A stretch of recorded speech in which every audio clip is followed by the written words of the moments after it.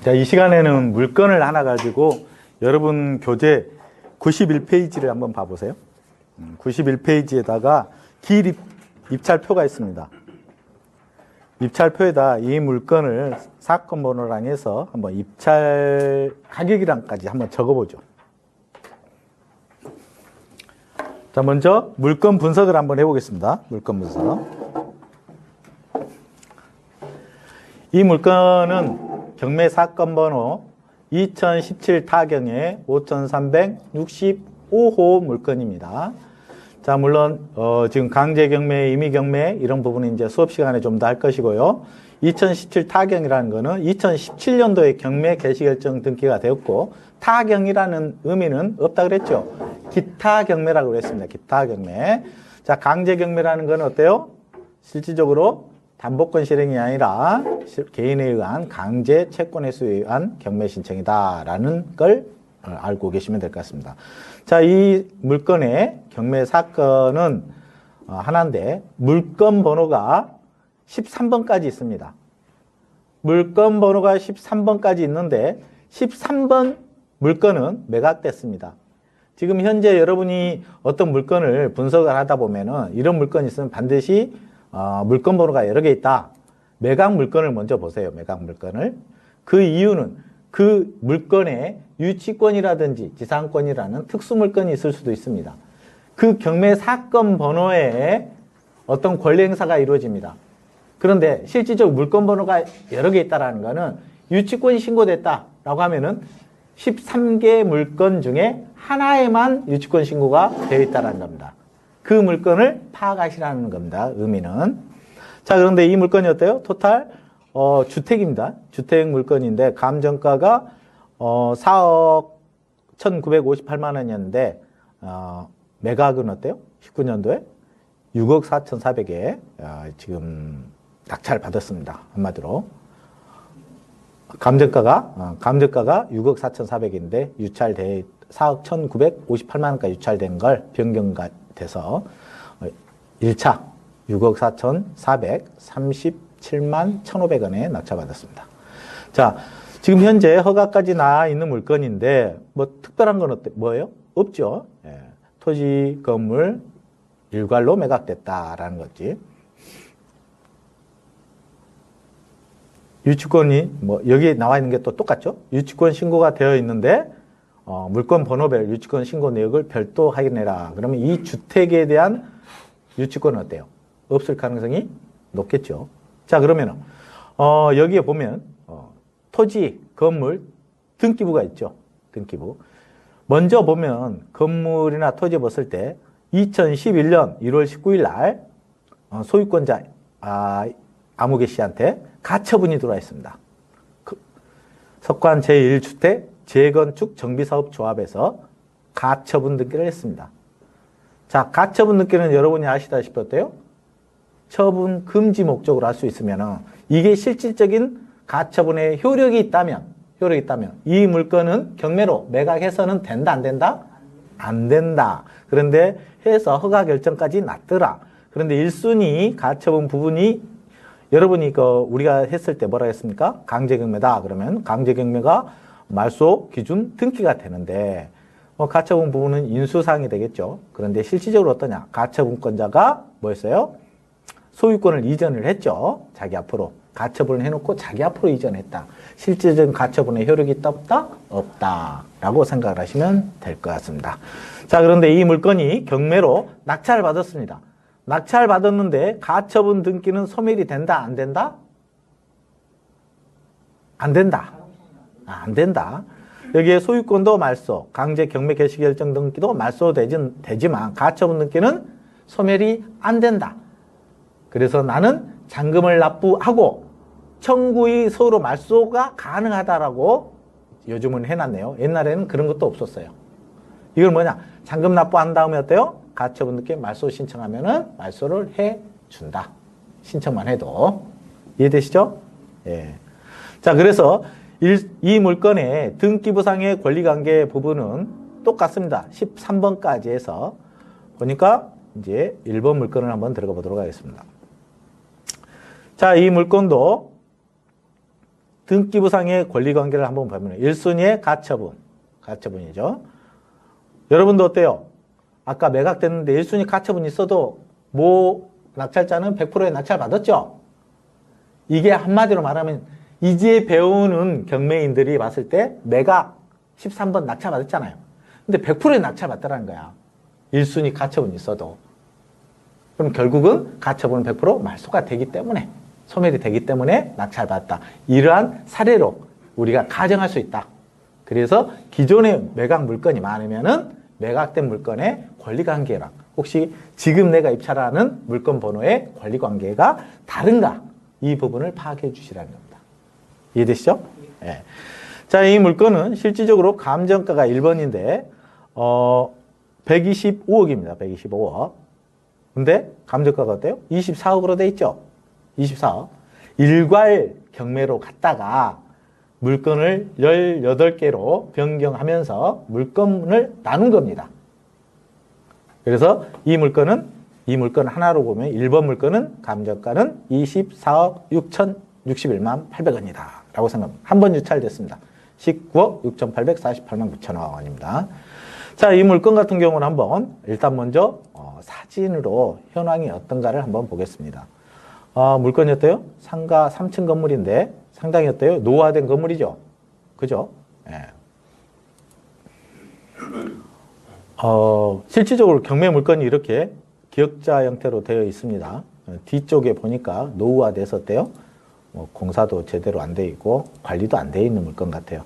이제 재건축 조합이니까 재건축을 하려고 어떤 부분은 다 정리가 된 부분인 것 같은데 석관동입니다. 석관동.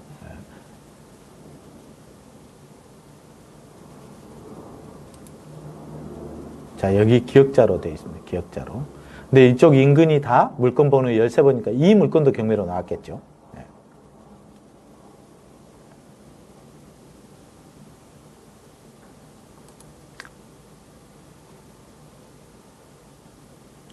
자, 그러면 여기 상월곡역 3번 출구에서 어때요? 엄청 가깝죠?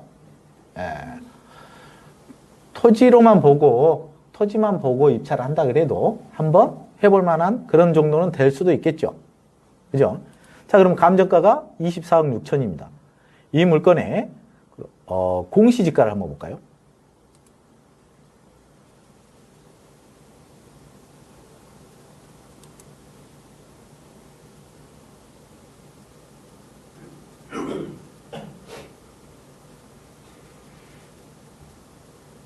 자, 공시지가는 지금 431만 원입니다.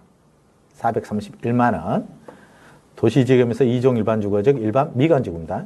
도로가 접해져 있는 상태고 상대 보호구역입니다. 과하면 특별한 거는 없을 것 같습니다.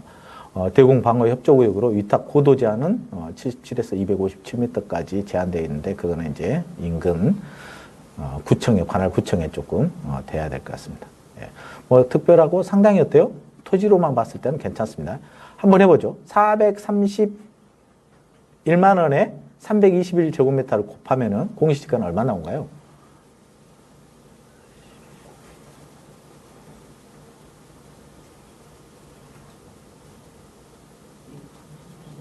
예?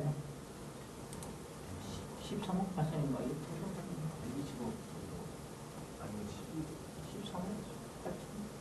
13억이요?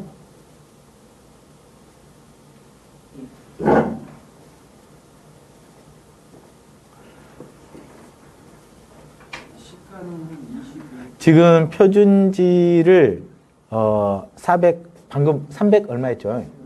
300 얼마였는데 비교 표준지는 410만 원. 근데 본 물건을 감정평가는 어때요?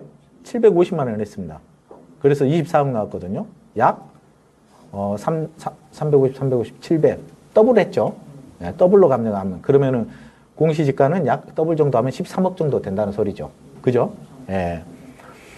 자, 그러면은 지금 현재 한번 80% 유찰이 됐습니다. 19억 6,800. 공시지가는 13억. 13억. 그러면은 약 14억 잡고 약 5억이 공시지가보다는 5억이 비쌉니다. 5억이. 자, 그러면은 현재 수도권에서 뭐 물론 이 물건은 조금 더 좋다고 봐야죠. 아까 그 비교 표준지라는 부분이 414만 원이었는데 이 물건은 어때요? 300 얼마 했잖아요. 저 물건이 만약에 제가 봤을 때는 토지로 봤을 때는 저 건물이 없으면은 건물 가격으로 지금 3,700만 원 정도 잡아놨는데 3,700 잡아놨어요. 이 건물들이 없으면은 오히려 지금 315만 원 비교 표준지 공시지가 정도 나가지 않을까? 네? 감정가 정도는 안 되더라도. 자, 그러면은 비교 표준지 공시지가로 한다고 그래도 어때요? 약 13, 14억. 13, 14억 정도는 나간다. 이렇게 생각을 하시면 될 것 같습니다. 자, 그러면 본 물건이 있죠. 이제 본 물건. 현재 우리가 이제 등기부상의 권리 분석을 한번 해보겠습니다. 등기부상의 권리 분석. 어차피 토지 등기에 건물이 있다라는 건 어때요? 실질적으로 거의 토지 위에 건물이 있을 때는 똑같이 다 압류가 되어 있고 건물에가 더 압류가 되어 있을 가능성도 높겠죠. 예. 자, 그런데 여기는 어때요? 토지에 11번까지 권리관계가 설정이 되어 있습니다. 자, 토지로 한번 봐볼까요? 건물은 대우건설까지 나왔습니다. 성북구 압류까지 나왔네요. 압류. 세무서까지 압류. 이런 정도까지 나왔습니다. 자, 먼저 본 소유권은 백채흥 씨입니다. 언제? 75년에 이전해 놨습니다. 09년도에 09년 3월이죠. 조합에서 재건축 조합에서 가처분을 해놨습니다. 그럼 결국은 가처분이라는 건 뭐예요? 여기서 계약금 아니면은 동의를 했기 때문에 재건축에 들어가자라는 동의서를 받았다는 소리입니다. 그래서 09년도에 정비사업조합에 의한 재건축을 진행을 하려고 했습니다. 근데 10년도 11월 결국은 1년하고도 한 8개월 정도 후에 정비조합으로 이전을 했습니다. 소유권을 가처분을 해놓고 이전했다는 소리입니다. 그럼 결국은 전 소유권자한테 어떤 보상금이라든지 금액을 매매로 이전을 했다. 이렇게 생각하시면 될 것 같습니다. 13년에 가압류가 들어왔습니다. 결국은 10년도부터 재건축을 시작했는데 지금 18년, 9년까지 경매 신청을 언제 했어요? 17년까지. 결국은 7년 동안 재건축을 어때요? 못했다는 소리입니다. 그래서 거기에 대한 잡음은 많았겠죠. 그럼 10년 동안 재건축에 하려고 했는데 저 건물 자체가 저렇게 지금 어때요? 부실화되어 있고 건물은 쓸모가 없을 정도로 되어 있다는 건 이해가 될 겁니다. 그죠? 네. 자, 그러면 이 재건축 조합이 지금 현재 소유권자인데 이 사람이 얼마만큼 노력을 했고 얼마만큼 어려움에 처해져 있는가 현실을 한번 보겠습니다. 등기는 뭐다?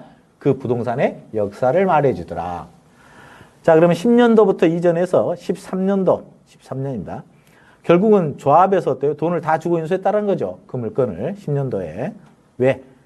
설정이 안 돼 있으니까. 그러면은 조합이 그때 당시에는 이 조합은 어때요? 어느 정도 돈을 보유하고 있는 상태다. 이렇게 가정을 해도 될 것 같습니다. 13년 5월 달에 삼성물산에서 가압류가 들어왔습니다. 삼성물산에서. 13년 5월 23일 날 가압류 대우건설에서 똑같이 어때요? 가압류가 됐습니다. 776억 3,800만 원인데 76억 5천 가압류 똑같이 들어왔죠. 그 다음에 결국은 두 군데에서 가압류가 같은 날 들어왔다. 한마디로 삼성물산 대우건설은 이 물건을 어때요? 다음에 시공사 등 시행을 하려고 하는 업체였다. 이렇게 간주할 수 있을 것 같습니다. 13년 11월 달에 압류가 들었습니다. 결국은 가압류 들어온 이후에 이제 세금 가압류 됐다는 거는 조합과 서로 시행사와 시공사가 서로가 합의가 안 이루어지고 있다. 그럼으로써 이 물건에 대해서 가압류가 들어온 동시에 어때요? 시행사 조합에서 세금을 안 내니까 13년 당일 몇 개월 후죠? 약 6개월 후에 압류가 들어왔다. 이렇게 생각하시면 됩니다. 그 다음에 14년 4월입니다. 다시 한 5, 6개월 후에 세무서에서 또 재산세 부분에 법인세도 안 내고 그래서 압류가 들어왔습니다. 다시 2개월 후에 감정평가 법인에서 어때요? 또 가압류가 들었습니다. 한마디로 감정평가 금액을 안 줬다는 소리죠. 예. 그래서 제1감정 14년 8월 달에 가압류 또 들었습니다. 3일 감정평가 법인에서. 결국은 아까 제가 말했듯이 삼성이나 대우에서 감정평가를 따로따로 제1감정과 3일에게 맡겼다는 두 군데 업체에 맡겼다는 소리가 될 것 같습니다. 자, 15년도 압류 이제 4대 보험인 건강보험공단에서도 또 압류가 들어왔다. 실질적으로 이 정도까지 되면 어때요? 조합은 어느 정도 본 물건을 포기했다. 이런 상황이 발생할 수 있을 것 같습니다. 자, 이 정도 되니까 압류까지 들어오고 하니까 도저히 가망이 없다라고 해서 대우건설에서 어때요? 이 물건이 경매 신청이 들어왔다라고 생각을 하시면 될 것 같습니다. 그런데 청구 금액이 얼마예요? 100억이죠. 100억. 그러면 결국은 삼성물산과 대우물산이 어떨까요? 합해진 금액일까요? 아니, 이자가 있는데. 그렇죠. 그러면 삼성물산은 경매 신청을 안 했죠. 그러면 왜 1순위 삼성물산에서는 안 했을까? 삼성물산은 기업 이민지 때문에 안 한 거고요. 네. 대우건설은 지금 산업은행에서 인수해가지고 계열화돼 있기 때문에 네. 거기서는 그냥 청구했고.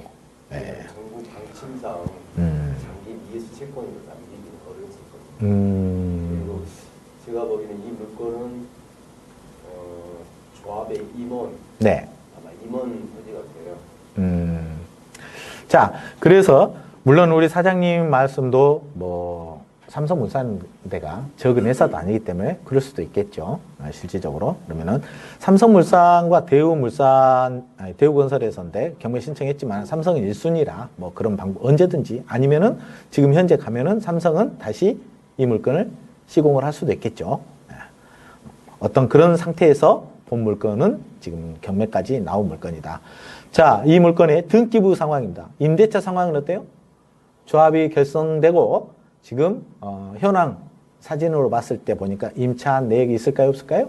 없더라라는 소리입니다. 임차한 내역은 아무것도 없습니다. 자, 물론 여기 지금 건물이나 토지 현황을 설명을 다 했죠. 거기에 제시 외 등기부 임대차 현황상에 어때요? 여기 제시의 건물 현황 이것도 현황입니다. 근데 매각에 다 포함됐습니다. 근데 이 물건을 내가 입찰해서 낙찰받았을 때 현장에 갔을 때 어때요? 기억년 디귿 디귿 미음 2층 미음 실질적으로 어때요? 이거는 다 감정평가가 돼서 매각에 포함시켜 있는 상황이다. 이렇게 생각을 해주시면 될 것 같습니다. 자, 유치권 부분은 유치권 신고되는데 실질적으로 어때요? 유치권 신고 부분에 송달 내역을 한번 볼까요?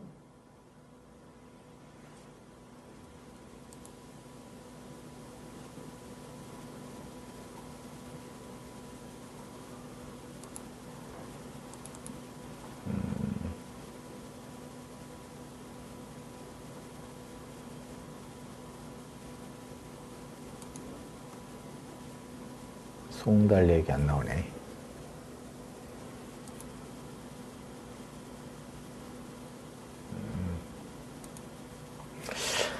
이거는 다음에 보는 걸로 알고 있죠. 왜 송달 내역을 했냐면은 여기에서 건설회사 한마디로 제가 봤을 때는 이 물건의 유치권은 실질적으로 어때요? 어디에서 있을 가능성이 제일 높을까요? 여러분이 생각했을 때. 예? 조합에서 유치권 신고했을 가능성이 제일 높습니다. 조합에서. 네. 그런데 조합에서 소유권 이전을 해가지고 실질적으로 어때요? 조합에 자기들이 소유권 이전을 해놨잖아요. 그런데 가압류가 삼성이나 대우 쪽에서 가압류까지 들어왔고 요 본 물건의 실질적인 권리를 가지고 있는 사람은 조합이 가지고 있다 라고 생각을 하셔도 돼요. 그런데 자기들이 여지껏 돈을 썼잖아요. 그 돈 쓴 내역을 가지고 아마 권리 행사를 유치권으로 해놨을 가능성이 높다. 이렇게 생각을 하시면 될 것 같은데 물건별로 이제 여러분은 어때요? 유치권은 송달 내역을 보면은 누가 했는가가 나올 것이고 본 물건 현장을 쭉 돌다 보면 어때요? 어떤 물건이 유치권이 되어 있는가를 알 수가 있을 겁니다. 그런데 현황 보면은 물건을 쭉 보면은 도로도 경매로 나오고 막 그래 있어요. 보니까. 예. 이게 이제 다 기호인데 사진을 보니까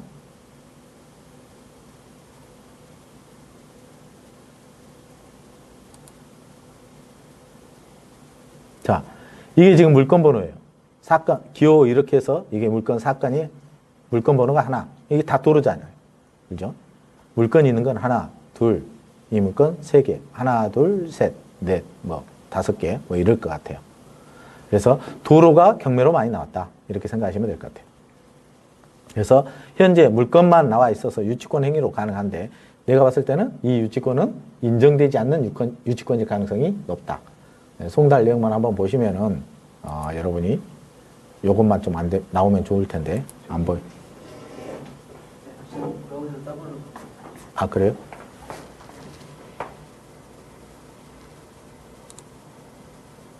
여기서 해보실래요?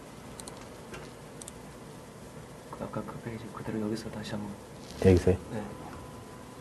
아니 이거 다른 사이트야. 스피드 옥션 사이트야. 아까 방금 그거는. 네, 여기서 스피드 옥션 여기서 다시 한번 들어보세요. 아 그래요? 네. 지금 브라우저가 따로 그래서.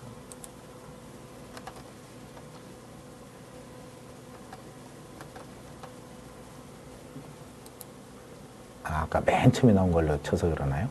아니요, 지금 브라우저가 두 가지인데 네. 하나는 엣지고 네. 하나는 그 이전 버전이에요. 아 그래요? 엣지에서는 잘 안 나오는 게 있어요. 차단돼 있네. 일단 무조건 활용을 일단 항상.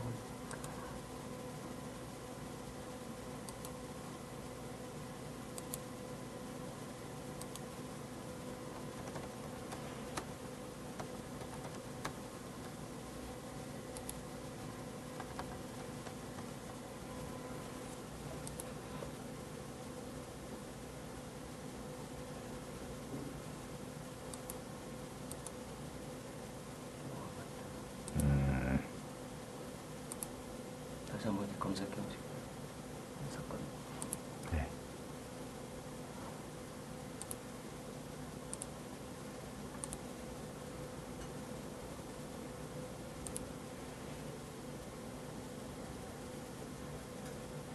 물건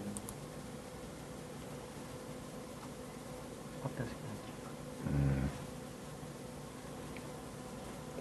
나왔어요. 이제 나오면 되는데. 나왔습니다. 네. 역시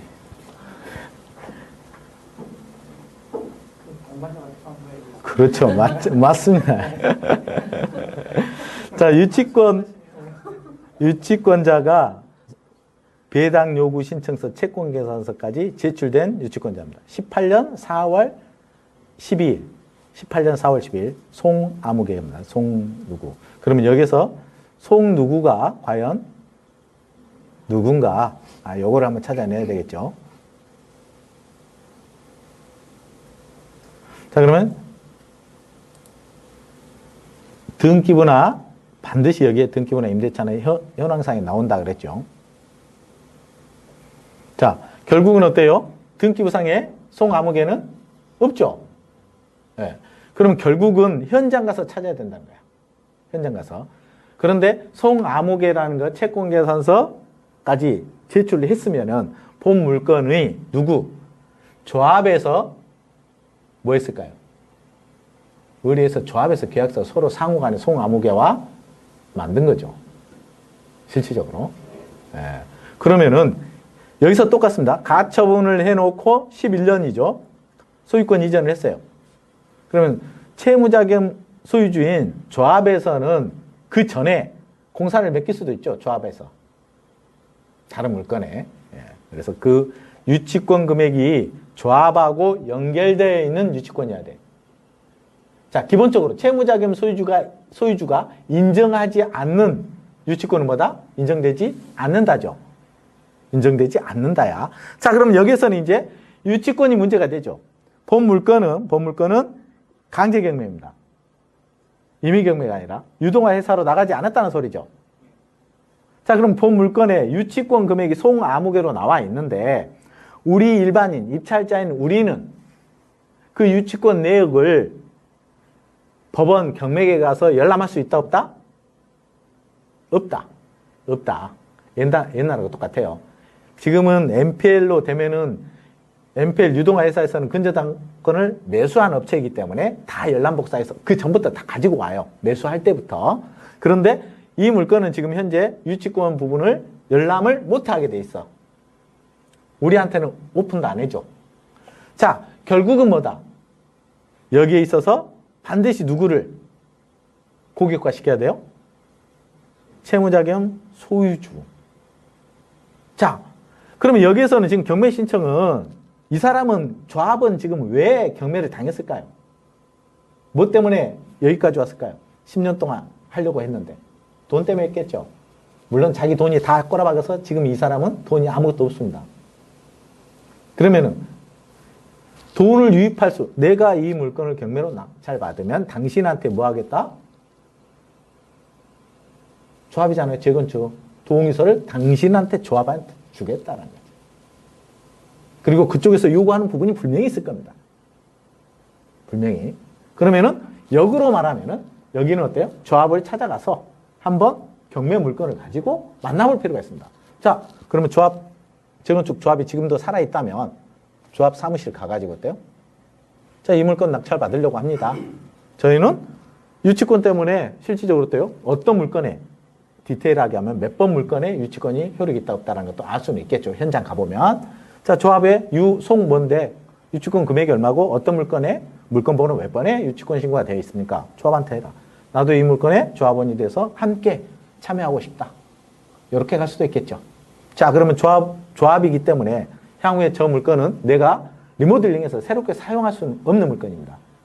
이 물건의 현장 조사 갔을 때는 무엇을 알아봐야 돼요? 조합 사무실 가서? 네. 조합원, 지위. 그러면은 대물로 무엇을 어떻게 줄 것인가? 요걸 알아봐야지. 그럼 그 가치 평가도 한번 해보고 이제 권리 분석을 이렇게 했다라고 하면 방금 같이 등기부상, 임대차상, 현황상의 권리 분석을 했습니다. 이제는 뭘 해야 돼? 수익 분석을 해야 돼. 수익 분석. 내가 이 물건을 지금 지금 8억인가요? 네. 19억에 낙찰 받는다. 입찰하려고 가정을 했다. 19억에. 그런데 저 물건 조합 사무실 가니까 대물로 향후에 조합원으로서 무엇을 어떻게 줄 것인가? 관리처분 인가일 이전에 지금 뭐 관리처분도 안 돼 있는 가능성이 높겠죠. 예. 그러면은 지금 내가 이 물건을 가져갔을 때 조합원으로서 주인은 어떻게 돼? 그럼 향후에 대물을 어떻게 받을 수 있는가? 이 부분을 먼저 알아봐야 되겠죠. 그러면 그 받았을 때 그 물건의 가치와 내가 입찰하는 가격, 거기에 따른 수익 분석을 해줘야 되겠죠. 그죠? 다음에 받을 게 40억 정도 금액인 거야. 분양가 대비해서. 근데 지금 내가 19억에 낙찰받는 상가도 주고 아파트도 준대. 예를 들어서 이 부분을 수익 분석을 해야 되는 거야. 그러면 향후에 언제 이 조합은 유지돼서 향후에 어때? 정상적으로 갈 수 있는 조건이 되는가? 결국은 경매까지 이 물건이 조합에 있는 물건이 경매까지 나왔는데 핵심 조합이 지금 가지 못하는 이유가 무엇인가? 그 금액이 얼마인가? 결국은 돈이라 그랬죠. 어느 정도 지금 무엇 때문에 안 간가? 그 금액이 어느 정도가 필요한가를 알아야 된다는 소리야. 그러면 그 조합이 열려있냐? 조합원 구성도 한번 알아봐야 돼. 그럼 조합원으로서 역으로 실질적으로 다른 일반 원조합원 빼고 조합원으로서 분양조합원이라고 있죠. 또 조합하다 보면 선분양해가지고 그 조합원으로서 할 거냐 아니면 투자자를 유치해서 갈 것인가 이런 부분 여기까지 알아볼 수 있다 그러면 어때요? 땡큐지. 땡큐지. 결국은 이 조합의 그 물건의 소유권자와 어느 정도 내가 이 물건의 조합원으로서 지위를 내가 당신한테 동의서를 준다는 조건으로 해서 고객화 시킬 필요가 있다는 겁니다. 그래야 정확한 그 부동산에 지금 여기까지 온 사유를 알 수가 있다는 겁니다. 자, 그러면 이제 수익 분석은 어떤 형태로 해야 된다는 거 알았습니다.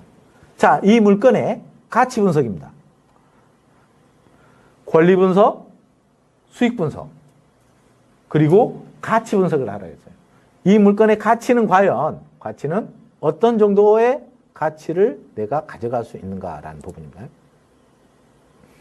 그러면 18억. 본 물건의 평균 토지로만 했을 때는 지금 공시지가로 했을 때 13억입니다. 근데 19억. 약 근 6억을 더 입찰가를 써서 내가 낙찰을 받아야 된다는 거거든, 지금. 응?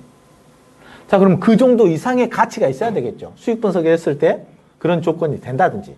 만약에 현 시점에서 이 물건의 수익 분석도 한번 해볼 필요가 있겠죠. 현 시점. 그러면은 인근 조합의 가치, 아니면 인근 조합 그 재건축을 벗어난 지역의 인근. 이것도 한번 확인해 볼 필요가 있겠죠. 얼마에 거래되는가. 자, 그러면 이 물건이 과연 재건축 조합으로서 개발행위 했을 때 개발행위로 일어날 수 있는 지역인가를 한번 보면 되겠죠. 아까 토지이용계획 확인원상은 어때요? 돈만 있으면 다 개발행위를 할 수 있는 지역이었죠. 그렇지 않습니까? 돈이 없어서 사실 못한 거지. 돈만 있으면 무조건 허가에 대해서 이상은 없어. 서울이고. 자, 그러면은 인근 지역을 한번, 지역 분석을 한번 해보자는 거죠. 한국예술종합대학이 바로 옆에 있네요. 동덕여대. 대학으로 보면 어때요? 실질적으로? 인근이 다 상당히 좋죠. 학군도 좋고, 석계역, 뭐, 여기에서도 상당히 가까운 지역이 투블럭이면은 두 개입니다. 두 개의 역세권, 두 개밖에 안 있는데, 밑에 경희대까지 있습니다. 실질적으로, 대학교 중심으로 한다면 학군은 굉장히 좋다. 그리고 이쪽 인근이, 이 인근이 어때요? 오피스텔 형태의 분양이 되면은 굉장히 분양이 잘 되는 지역입니다. 이 지역이. 실질적으로. 그러면 결국은, 재건축을 할 수 있는 지역, 이 인근에 재건축 지역으로 여기가 지금 잡혀져 있는데, 옆에 보니까 어때요? 아파트 있죠? 세석관 시장도 있습니다. 아파트 이미 재건축이 되어 분양이 다 끝난, 거주하고 있는 아파트가 있어요. 그럼 결국은 여기밖에 안 남았죠? 여기밖에 안 남았어요. 그러면 현장 가보면 이쪽 인근은 어때요?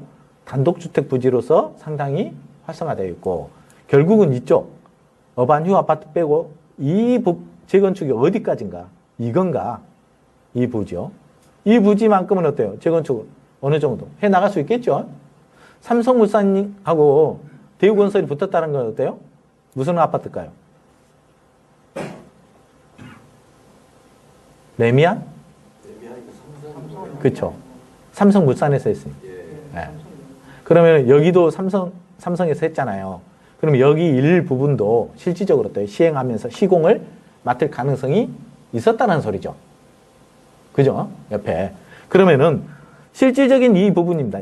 이 정도의 건설회사에서 이 물건을 잡았다라는 거는 만약에 대기업체에서 잡을 수 있는 재건축 목적물이라는 거야. 만약에 삼성에서 안 하더라도 그 이하의 어떤 시공사들은 얼마든지 이 물건을 접근할 수 있는 물건이다. 그죠? 그러면 언젠가는 어떤다? 돈만 풀리면 언젠가는 본 물건은 재건축 시행이 된다고 보시면 됩니다. 그 조합 쳐서 들어가면 그 조합의 내용이 나올 거거든요. 네. 그 전체 이 사이트가 나오고요. 추진 경위가 나오는데 네. 제가 보기에는 지금 삼성하고 대우에서 그 공동 시공사로 이렇게 들어가서 네.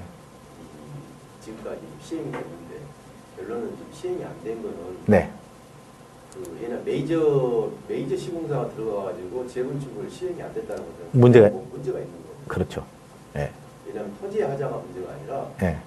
그 조합원 내부 간에 이게 안 돼서 지금 그런 거거든요. 이게 그냥 조그만 상태면은 그 시행사에서 지네들이 바로 매수해가지고 진행해버린대. 자기들 리스크가 크기 때문에. 예. 그러지 않고 지금 강쟁이가 나왔다는 것은 저희들이 보이지 않는 거가 있습니다. 그렇죠.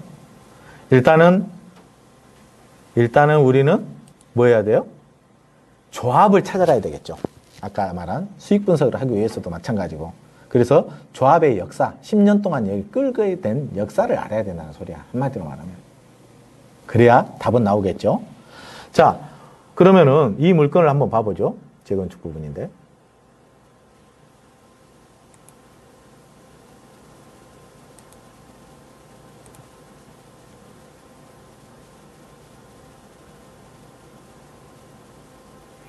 미관지구를 19년도에 폐지 신청해서 위반이 되어 있는 상태이기 때문에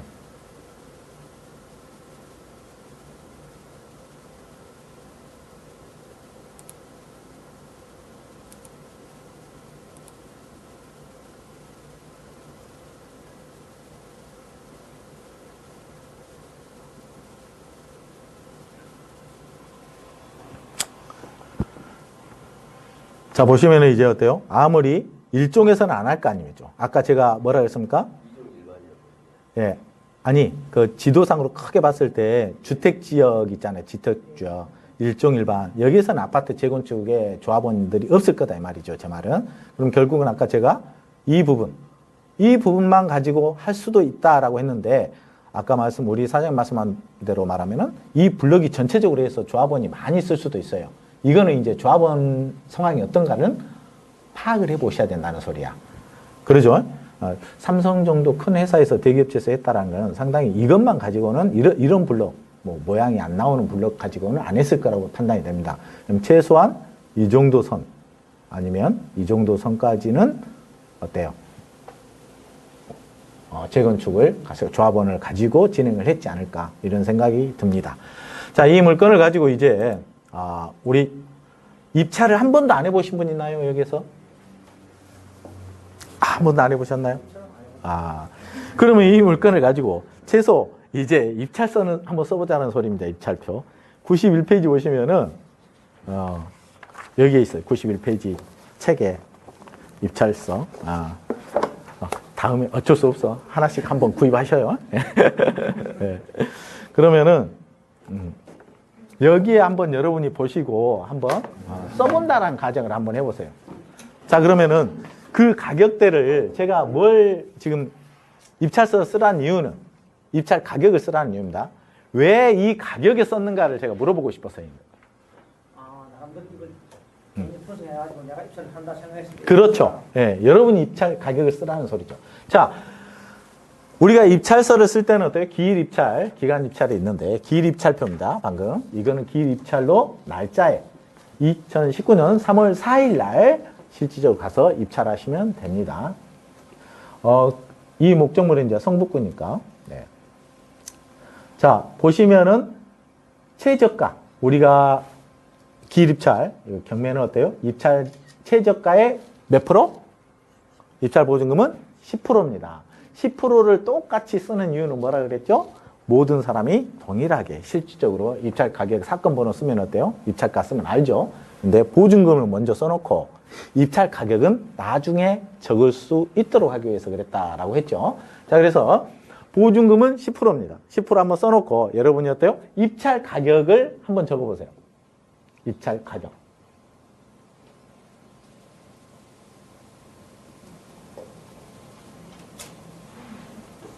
자, 근데 입찰 가격 거기에다 적어보는데, 혹시,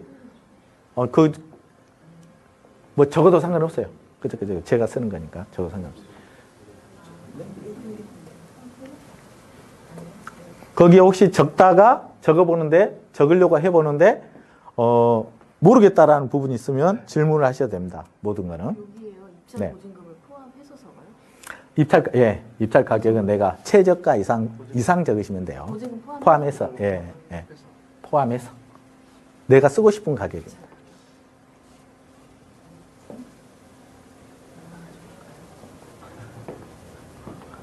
자, 역으로 말하면은 하나 또 다시 한번 물어보겠습니다. 본 물건 예상가. 본 물건이 이번에 유찰이 될까요? 낙찰이 될까요? 현장 안 가봤는데 그 말 하면 안 되지.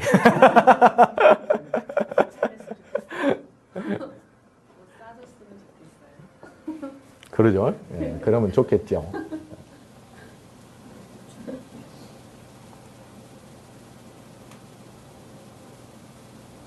자, 이 물건 같은 경우는 조합이 있잖아요. 조합에서 유치권 부분도 있고, 그래서 실질적으로 어때요? 내가 입찰 가격을 잘못 쓰면은, 잘못하면 낭패를 볼 수도 있는 그런 물건입니다. 실질적으로. 예. 상당히 재밌는 물건이 되기도 하고, 이게 잘하면 어때요? 나중에 내가 낙찰 받았어요. 예를 들어서 소유권 이전해가지고 조합원이 됐어요. 그런데 올 6월 달에 재건축이 진행이 된다고 한번 생각해 보세요. 그럼 어떨까요? 6월 달에 재건축 된다면은 지금 80% 나와 있는 금액을 2로 써가지고 매입을 해야 됩니다. 그렇죠. 제가 보기에는 이게 지금 재건축이 안 돼가지고 네. 있는 상태인데 그러면은 어느 정도 지금 인허가는 진행이 돼 있었거든요. 그렇죠. 구청에 어느 정도 조합까지 형성이 됐다라는 거는 인허가가 이제 진행돼 있는 상태이기 때문에 결론은 재개발 재건축 이게 구역을 바뀌면은 네. 신축이 안 되지 않습니까? 네. 그러면은 결론적으로 그거 리모델링도 안 되고. 건물도 못 짓고 그냥 땅만 내가 소유하는 네. 그러니까 결국은 저기는 어느 정도의 어떤 재건축으로 간다라는 조건에 의해서 거기에 수익 분석을 해야 돼요. 다른 거는 필요가 없어, 지금 상황은. 예. 그래서 수익 분석을 지금 할 수가 없어요. 못 하고 있는데. 그래서 제가 현 상황에서 수익 분석을 하라 그랬잖아. 현 상황에서는 뭐예요? 토지 건물로만 간단하게. 그럼 토지는 뭐냐? 공시지가.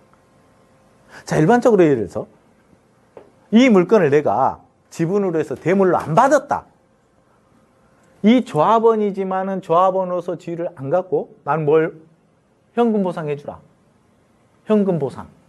할 수도 있죠? 그잖아요. 현금 보상해 주라는 소리야. 자, 과연 이 물건을 현금 보상 받았을 때 현금 얼마의 보상이 나올 것인가? 요걸 예측해 보시면 되겠지. 자, 그러면은 뭐 어때? 공시지가요. 기본이 공시지가. 두 번째는 감정평가가 3,700에서 건물은 3,700. 그런데 향후에 1년 후에 재건축이 된다 그래도 지금 90 몇 년도 건물이 언제 등기돼 있죠?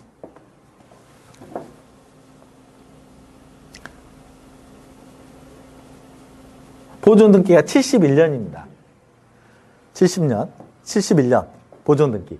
자, 그러면은 앞으로 향후 2년 후에 재건축이 된다 그래도 건물 감정 평가죠. 건물의 감가. 감가는 약 2%씩만, 1년에 2%씩만 하면 돼요. 1년에 2% 감가. 자, 그러면은 2년 후에, 3년 후에 한다 그래도 저거 얼마예요? 3천에 2% 이상은 600, 200만 원 정도밖에 안 되잖아요. 200만 원 정도의 감가가 되는 거야. 실질적으로. 그러면 3천이야. 똑같아. 자, 건물에서 보상이 3천 나옵니다.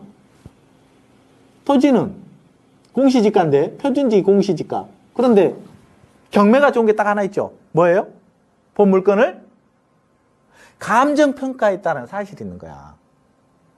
물론 보상을 위한 감정평가는 아니에요. 경매를 위한 감정평가야. 그런데 감정평가의 기준은 똑같아. 비슷해, 유사해. 자, 얼마의 감정평가 있어요? 24억. 토지 건물에서 24억. 그런데 200만 원 감가되는 거야. 2년 후에 보상으로 가더라도. 이게 경매의 메리트야. 우리가 일반적으로 보상으로 간다 그러면은 보상금이 공시지가하고 건물 감가 해가지고 우리가 평가를 해놔야 되잖아요. 감정평가가 안 돼 있으면. 근데 경매는 감정평가가 되어 있다는 거야. 토지 가격은 오르겠죠. 그런데 저게 저건축으로 저렇게 기획해놨으면 일부러 잡죠. 안 오르게. 네, 이루어져야 되니까. 보상. 그런데 우리 입장에서는 절대 이건 어때요? 마이너스는 안 난다. 한 번 떨어져도. 이렇게 생각하시면 돼요. 그런데 이 물건에 대해서 이제 유치권도 있고 향후에 이 물건을 낙찰받았을 때 과연 대출을 받아야 되는데 대출을 받아야 되는데 10억에 10%, 한 30%는 있어야지 그래도 안전하죠. 한 3, 4억, 4억 이 정도 대출금 미리 알아보고 나서 그러면 약 7억 정도를 대출을 받는다고 생각해보죠. 18억이니까 3, 2, 3, 6, 한 6억 정도 하면은 12억 정도 대출을 받는다고 생각해보죠. 12억에 월 이자 1년, 2년 간다고 하고 이것까지 수익 분석을 해 주셔야 되지. 이것까지. 그랬을 때 버틸 수 있느냐? 버틸 수 있느냐. 네. 이렇게 해서 입찰가를 산정해 보시면은 내가 어때요? 방금 2년 이제 아직 안 가봐서 모르는 거예요. 조합 갔더니 확실히 내가 판단했을 때 2년 후에는 재건축할 수 있다라고 했을 때 2년 이자 계산 다 해가지고 향후에 현금 보상으로 갔을 때 수익률까지 계산해 보면은 뭐 안전하게 갈 수 있겠죠. 근데 대물로 갔다라고 하면은 더 분양가 기준으로 가는 거니까 훨씬 더 수익률은 커질 것이고. 이렇게 판단해서 입찰가를 산정해 보시면은 여러분이 어때요? 후회 없는 입찰가가 되지 않을까 싶습니다. 여기에 이해되시죠? 예. 뭐 다른 질문 사항 있습니까? 선생님, 네. 아까 그 유치권 관련할 예. 때딴 생각하라고 예. 물건인데 예. 현재 저 물건에 유치권에 배제가 될 수 있는 부분에 대한 이유가 예. 확인하게 되면은 아니라고 했을 때 유치권이 배제가 됐다. 자, 하면은 예. 일단은 유치권 부분으로 권리분석에서 이제 배제 쪽으로 한번 해보죠. 자, 이 물건의 유치권의 등기부상에서 유치권 배제 신청 사유를 찾아보면은 실질적으로 있다 없다? 없다. 강제 경매이기 때문에 가능성은 있다. 유치권으로서. 그런데 문제는 뭐냐? 현장 가보면은 이게 조합이 있는데 조합이 결성됐는데 실질적인 공사를 할 수 있어요 없어요? 우리 건설에 한 우리 사장님.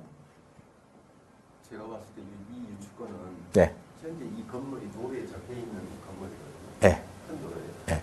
그래서 이게 조합 사무실로 아마 쓰고 있지 않나. 그래서 조합 사무실의 리모델링 공사 비용이다. 그에 대한 유치권은 그러지 않았나 있겠죠. 예. 그 유치권이 뭐였죠? 제가 그걸 못 들었어요. 개인. 개인이 개인 송아무개. 그분이 어디다가 이 물건에. 이 물건에 근데 이 사건, 경매 사건 번호는 하나잖아요. 물건 번호가 13개예요. 거기에 다 있나요? 근데, 아니. 뭐 한 물건지. 자, 유치권이라는 건 이 학번에 제가 해당 물건이어야 된다. 해당 물건. 자, 해당 물건인데, 본 집원의 물건이 있잖아요. 모든 부동산이니까 그 집원의 건물이 공사를 해야 된다는 소리죠. 그런데 이 경매 사건은 어때요? 실질적으로 많은 물건이 있잖아. 여기. 이게 이제 물건 번호로 되어 있습니다. 그런데 이 사건 번호에다 경매계로 실질적으로 유치권 신고가 들어갑니다. 유치권 신고. 경매계로. 그러면 이 신고하는데 이 경매계에서는 어때요? 사건 번호에 유치권 신고가 되어 있다라고 합니다. 그러면 이 물건이 1번인지 2번인지 3번인지 그건 몰라. 그 중에 하나야. 그러니까 거기 현장 가보면은 나타나. 그리고 우리 아까 사장님 말씀한 대로 조합에 가보잖아요. 조합, 나 이거 입찰하려고 한다. 경매, 이렇게, 그런 말 다 오픈해도 돼. 요즘 시장에서는. 다 알아. 나 경매에 몇 번 물건을 받으려고 한다. 재건축은 어떻게 진행되고 있느냐. 재건축 부분에서 나 함께 가서 뭐 투자를 한번 해보고 싶어서 경매로 소유권 이전하겠다. 그런데 거기에 뭐 소유권 이전하려는데 뭐 몇 번 물건에 유치권 신고가 되어 있느냐. 뭐 이 정도 해도 다 알려줄 겁니다. 이 정도 물건들은. 그래서 크게 유치권은 개인인데 아마 큰 공사 금액으로 갈 수는 없어요. 왜냐하면 가처분이 되어 있는 물건이고 그 채무자금 소유주가 가처분이 자기가 해놓고 소유권 이전했는데 가처분 되어 있는 그 물건 소재지에다가 뭐 할 수 있어요? 공사는 안 돼요. 효력이 없습니다. 응? 우리가 가처분 효력은 뭐예요? 매매 금지, 양조, 인테리어, 리모델링, 임대차 다 금지 목적이거든. 그렇기 때문에 실제로 가처분 이후에 공사 비용은 인정되지 않는다라는 게 유치권이에요. 그래서 큰 지장은 없어요. 유치권으로서는. 효력은 없는 유치권이다. 이렇게 보셔도 무방합니다. 예. 그러면 제 소견으로는 네. 현재 저게 97평인데 네. 아까 언뜻 보니까 공시지가가 400 얼마나 감정표가 750만 원 나왔던 것 같아요. 예, 맞습니다. 그러면은 통상 100평이라고 잡으면 사업만 한 20억 좀 넘는데 그 선에서 입찰을 받고 재건축 조합이 뭐 재개발이 되든 재건축이 되든 그거와 종류에 상관없이 저기는 입찰자가 참여할 확률이 되게 높다고 보니까 바로 옆에 도시에 작종지가 있는 게 확인이 됐고요. 네, 맞아요. 그 두 개를 연결을 하게 되면 거기에 주거단지를 독자적으로 재개발 재건축하고 유무에 상관없이 개발을 할 수 있는 두 개를 합치고 200평까지 하게 되는데 3-2, 3-4일 같은 입찰 정도 생각하겠습니다. 이거요? 예. 예, 이겁니다. 전기와 같이 예. 굉장히 좋은 요 물건과요, 물건이죠. 그게 같이 퍼져 있는 대로의 상부 요거와 이거. 바로 옆에 한 300m, 200m 걸어가는 대로에 있거든요. 예, 예, 예. 다행히 제가 그쪽 부분을 지나다니면서 봤는데 교수님께서 저걸 보여주는 것까지 관심 있게 보고 있어요. 예. 저는 입찰 누르면은 정말로 타당성이 있다고 생각합니다. 들어오는 근데 실질적으로 재건축에서 우리가 경매가 이러거든요. 경매 시장에서 조금 전문가들이라면 투자가 돈 있는 사람이라면 들어갈 수 있겠죠. 우리 사임대로. 그런데 경매 물건에서 현황을 가면 다 안 들어갑니다. 현장 가면 안 들어갑니다. 그런데 재건축 조합이 10년 동안 지지부진해서 아직도 정체 상태야. 안 들어갑니다, 이거.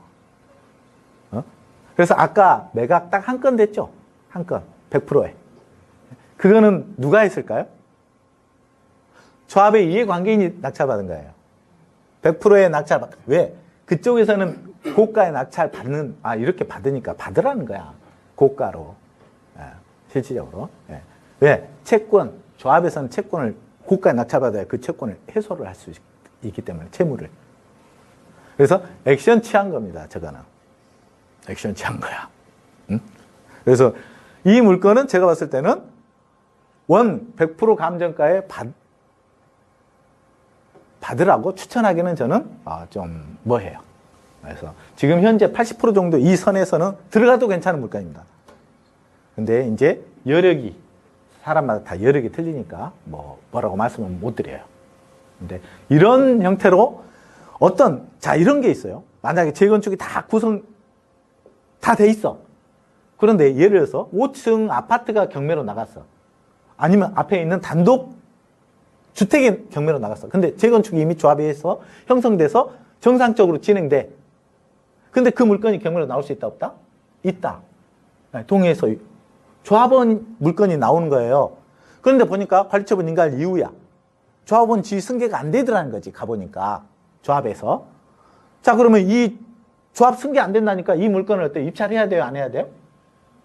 대통령 현금청산에서 받아서 일이 생긴다면 이게 정답이거든요. 말한 게. 지금 우리 사장님 말씀이 정답인 거야. 그런데 어때요? 조합에 가보니까 조합원 지위 저희들은 줄 수가 없습니다. 라는 거야. 그러니까 입찰을 포기해. 그런데 수익 분석 해보니까 어때요? 청산금으로 정리하더라도 우리가 낙찰가보다 훨씬 더 많이 잡혀 있더라는 거야. 역으로 말하면 우리가 투자 부분에서 돈 넣으면 바로 청산금으로 해주는 거야. 그런 것도 입찰을 못해. 왜? 수익 분석을 안 하다 보니까. 방법론에서.